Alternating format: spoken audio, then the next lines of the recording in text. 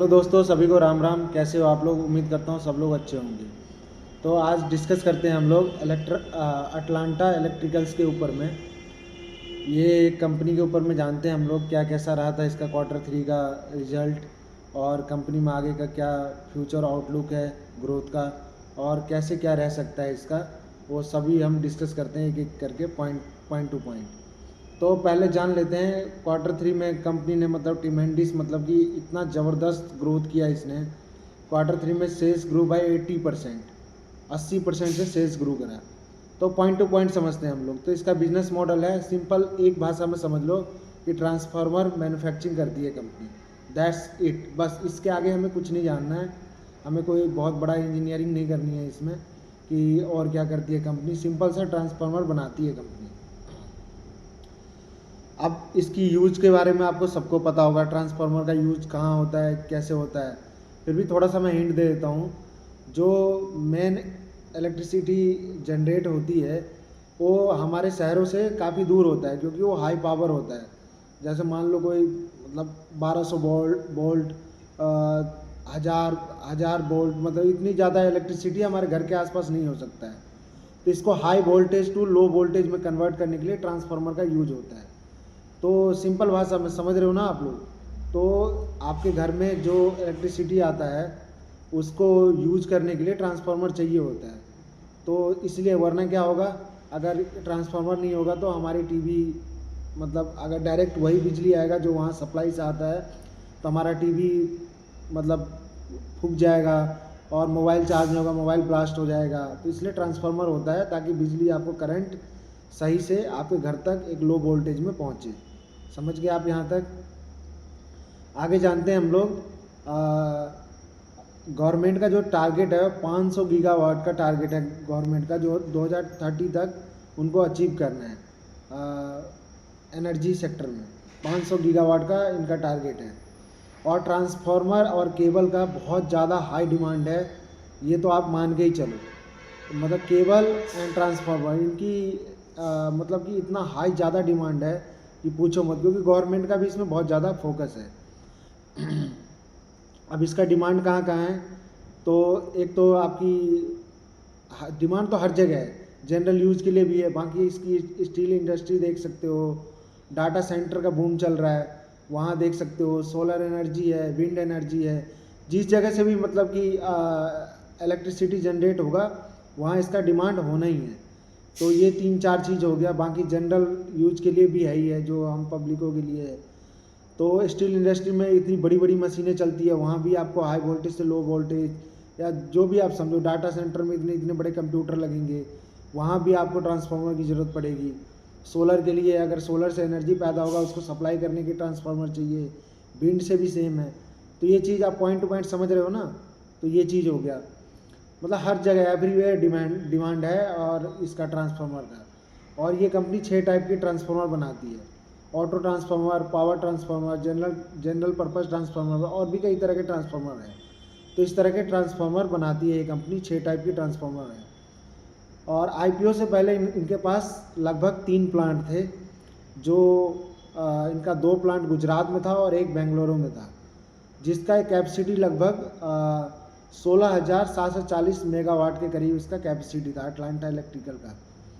जो आईपीओ के बाद इनका ये सबसे बड़ा मेन पॉइंट है, और मेरा फोकस यहीं से आया था कि कंपनी का मेन फोकस यहीं से था। क्या कहते हैं, हाँ तो मैं कहाँ था, तो ये आईपीओ के बाद जो इनका ये मेरा गेम यहीं से चेंज हुआ था। जो आईपीओ के बाद इनका बड़ोदरा में इन्होंने प्लांट बैठाया, और जो इनका क्वार्टर 3 में कैपेसिटी इनका चालू भी हो गया, जो 30,540 मेगावाट का हो गया। सिर्फ बड़ोदरा की बात कर रहा हूँ मैं। और इन्होंने एक कंपनी भी एक्वायर करा जिसका भी कैपेसिटी लगभग 15,000 मेगावाट के लगभग है। तो आप यहाँ पे ध्यान दो, इनके पहले तीन तीन प्लांट थे, 2 गुजरात में, एक बेंगलुरु में। उनका तीनों का मिला के इनका 16,740 मेगावाट का इनका कैपेसिटी था।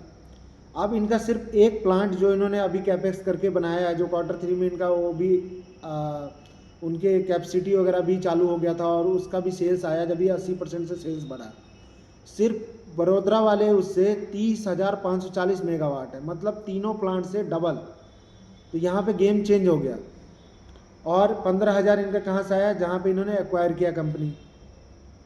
तो टोटल कैपेसिटी आप मिला लो तो इनका 60,000 के आसपास है, 60,000 मेगावाट के आसपास इसका कैपेसिटी हो गया, मतलब 3 गुना के करीब हो गया इनका कैपेसिटी, 3-4 गुना के आसपास।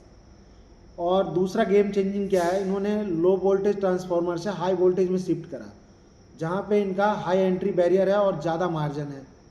तो आप समझ सकते हो इसको आगे जाके ऑपरेटिंग लीवरेज वगैरह भी मिलेगा कंपनी को दबा के, और दबा के पैसा बनाएगी कंपनी। मैं ये नहीं कहता कि स्टॉक सर्किट में था फिर सर्किट मारेगा या नीचे आ जाएगा, ये सब काम नहीं है मेरा देखना, और ना क्या कहते हैं आपका होना चाहिए। आपको सिर्फ अपने बिजनेस पे फोकस करना चाहिए कि कंपनी का बिजनेस क्या है और बिजनेस राइट डायरेक्शन में चल रहा है या नहीं चल रहा है।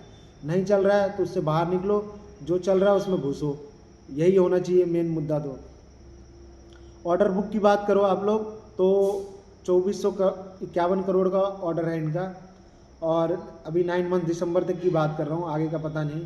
और Q3 में इनको लगभग 796 करोड़ का ऑर्डर मिला है, जिसमें कुछ अडानी ग्रीन से भी मिला है और गेटको एक कंपनी है उससे भी मिला है।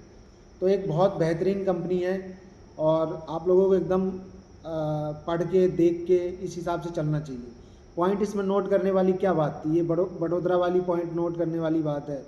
और ये लो वोल्टेज से हाई वोल्टेज में मतलब 765 kV वाले ट्रांसफार्मर में शिफ्ट हो रहे हैं, ये सब देखने की चीज़ होती है। ये पूरा कॉल पढ़ने की भी ज़रूरत नहीं होती है, कुछ कुछ चीज़ें आप अपने हिसाब से दिमाग में भी सेट कर सकते हो, कुछ पॉइंट नोट करके, कुछ समझ के।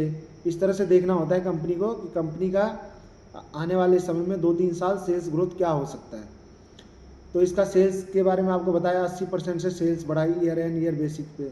9 मंथ की सेल्स की बात करें तो लगभग 33% से बढ़ा। पैट इसका देखो यहीं पे 94% से बढ़ा है पैट। लेकिन अगर हम लोग ये देखें कि 80% से सेल तो बढ़ गया, लेकिन ज़रूरी नहीं है कि हर क्वार्टर में इसका 80% से सेल बढ़ के आएगा ईयर एंड ईयर बेसिस पे। तो आप लोग को यही देखना है कि 30-40% से कंपनी ग्रो कर लेगी आराम से। बस यही है कि गवर्नमेंट के लिए थोड़ा ज़्यादा काम करती है कंपनी, तो थोड़ा बहुत पेमेंट में इधर उधर हो सकता है, क्योंकि गवर्नमेंट का काम तो थोड़ा स्लो होता ही है।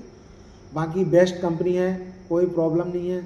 ऐसी मार्केट में भी अच्छा परफॉर्मेंस कर रही है, क्योंकि अर्निंग है कंपनी के पीछे और ऑपरेटिंग लीवरेज मिल रहा है कंपनी को। मैंने तो इसका फाइनेंशियल ईयर 29 तक का इसका PE वगैरह निकाला था। तो कंपनी का जब 68 करोड़ मार्केट कैप था, तो फाइनेंशियल ईयर 29 पे 17 या 16 के PE में मिल रहा था कंपनी। तो मतलब आप समझ सकते हो, आपको दिखा रहा होगा स्क्रीनर में 40 का PE, या अभी तो 58-60 का हो गया होगा। तो आप इस तरह से निकालना होता है। आप एक रिटर्न मतलब कंपनी अगर 30-40% से ग्रो करेगी, उस हिसाब से आप निकाल सकते हो कि कंपनी का आगे का क्या आउटलुक है और क्या अच्छा हो सकता है।